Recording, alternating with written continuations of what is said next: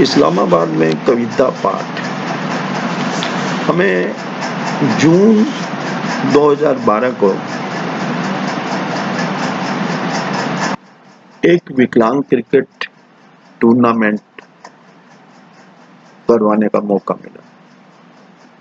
ये cricket match Islamabad के Sharda ground में हुआ।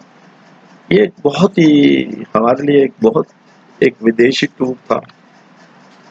इससे पहले भी मैं कई जगह जा चुका था, पर ये एक अलग टूर था हमारे लिए। ये बहुत ही उत्साहजनक टूर था। जब हम अटारी बॉर्डर पे पहुंचे तो बहुत ज़्यादा स्वागत किया गया। वहाँ प्रेस कॉन्फ्रेंस भी हुई और उसके बाद लगभग हम लाहौर ये कोई रात के 9 बजे के करीब पहुंचे।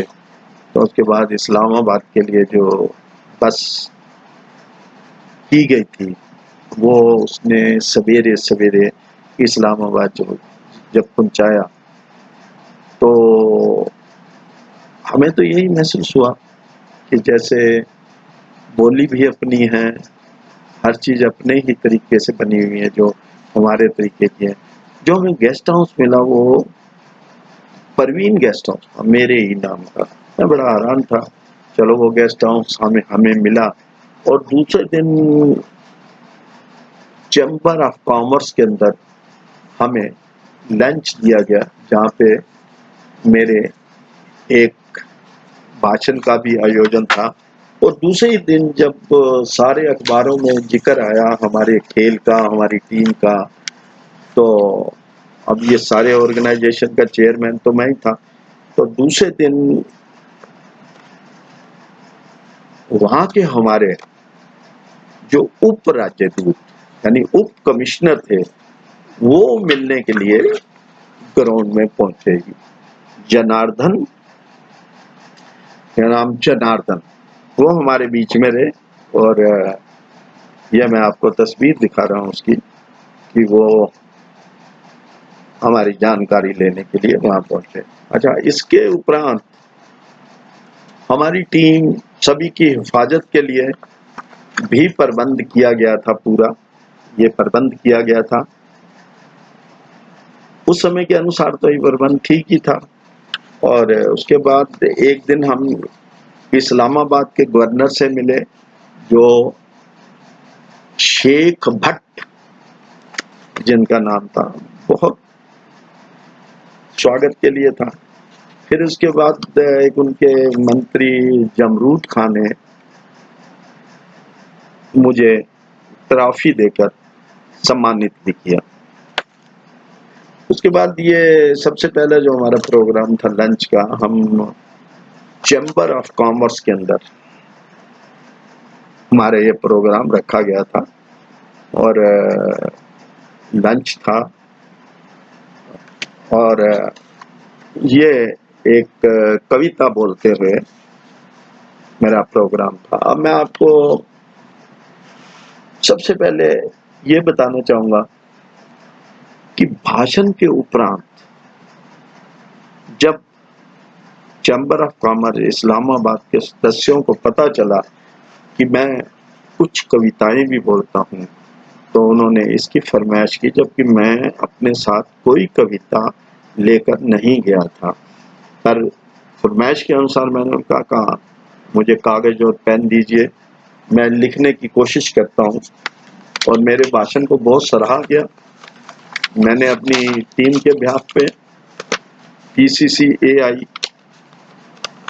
जो हमारी क्रिकेट संस्था थी उसके बिहाफ पे ये सारी चीज मैंने लिखी। रात को हमारे से PTV जो पाकिस्तान का सबसे बड़ा टीवी है उसका शायद मैनेजिंग डायरेक्टर कुरैशी भी हमसे मिलने आया। हमने उसका सम्मान टोपी डालकर किया। अब देखिए, एक कविता, मैं भी भावहीन था। कैसे कि मेरे पूर्वज सभी पाकिस्तान में रहते थे आज़ादी से पहले और बड़े बड़े शहरों में रहते थे। लाहौर से मेरे फादर ने शायद मेडिकल की शिक्षा प्राप्त की थी कराची में उन्होंने अपना एक क्लिनिक खोला था। इससे हमारी मदर रावलपिंडी की थी। जब रावलपिंडी का एक क्रिकेटर जो इंटरनेशनल कमेंट्री करता, नाम तो मुझे याद नहीं है, वो मुझे मिला, तो मुझे ऐसे लगा कि मैं अपने खोआ हुआ जो परिवार जो यहाँ रहता था, जब मैं लाहौर से निकल रहा था तो मैं उन हवाओं का अनुभव कर रहा था जो वहाँ चल रही थी। मैं सोच रहा था कि यही हवाओं को लेकर मेरे पूर्वज यहाँ रहते थे।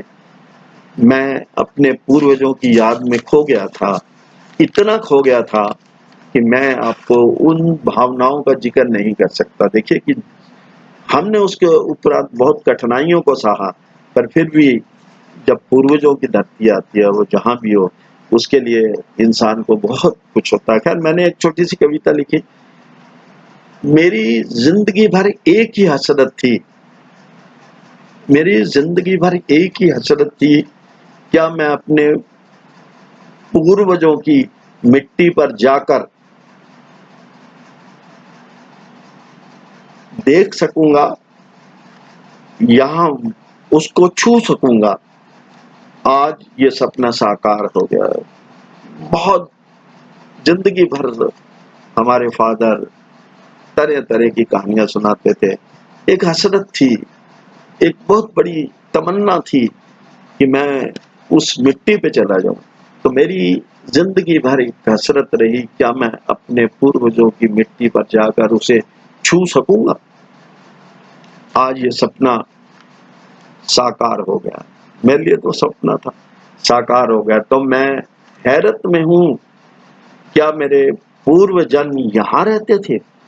मैं हैरत में हूं, क्या मेरे पूर्वजन यहाँ रहते थे।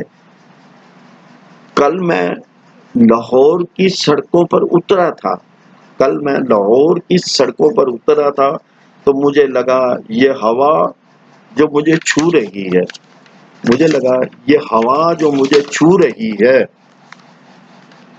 कभी मेरे पिताश्री को भी छुआ करती होगी, कभी मेरे पिताश्री को भी छुआ करती होगी।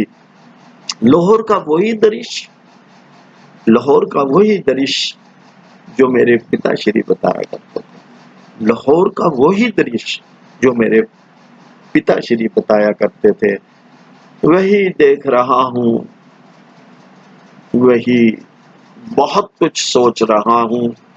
आज मेरे दिलो दिमाग में हलचल है, आज मेरे दिलो दिमाग में हलचल है। सोच सपनों की तरह थी, सोच सपनों की तरह थी, देख तो वही रहा था जो मुझे दिखाई दे रहा था। पिताश्री ने लाहौर में डॉक्टरी पढ़ी थी, लाहौर में डॉक्टरी पढ़ी थी, यहाँ से सेकेंड वर्ल्ड वॉर में आर्मी के डॉक्टर बनकर वो द्वितीय युद्ध के लिए सिंगापुर गए थे, वह द्वितीय युद्ध के लिए सिंगापुर गए थे। अब देखिए यादें कहाँ जाती हैं। दूसरे दिन वहां कई मिलने के लिए, मैंने बताया कुरैशी भी मिलने के लिए आया और बहुत भावहीन रहा, भावनाओं में खोया रहा और उसके साथ खुशी थी। हम मैच भी जीते, हमने वहां पर जीत भी हासिल की। टीम ने, विकलांग क्रिकेट टीम ने अच्छा प्रदर्शन किया, उस प्रदर्शन को सराहनीय था। और हमारे असिस्टेंट कमिश्नर जो राजपूत कहे जाएं, तो वो भी हमें लगातार मिलते रहे, साथ देते रहे। खैर ये विजिट हमारे लिए, मेरे लिए खासतौर भावनापूर्वक थी। खिलाड़ियों के लिए एक अच्छा विदेश में खेलने का चांस था और बहुत बड़े बड़े देश के उच्चाधिकारी, जहां राष्ट्रपति का पीए भी शामिल था, पाकिस्तान के राष्ट्रपति का, और सबसे भावपूर्ण एक ही विदाई थी कि मेरे साथ एक व्हील चेयर पे बैठा हुआ था, जिसने बताया कि मैंने उससे पूछा कि आपका ये कैसे हो गया, दोनों टांगें कैसे कट गई।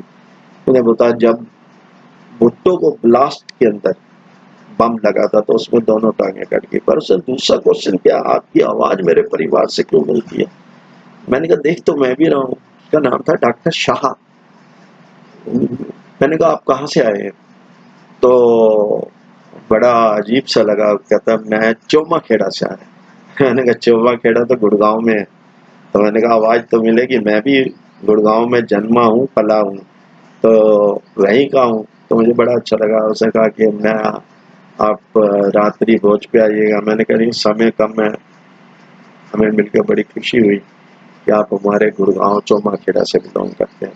खैर बातें बहुत थी, करने को भी बातें बहुत है। हर पल एक कहानी थी, हर क्षण एक कहानी थी, और इतनी कहानियां थी कि जिनका वर्णन करना तो बहुत ही कठिन है।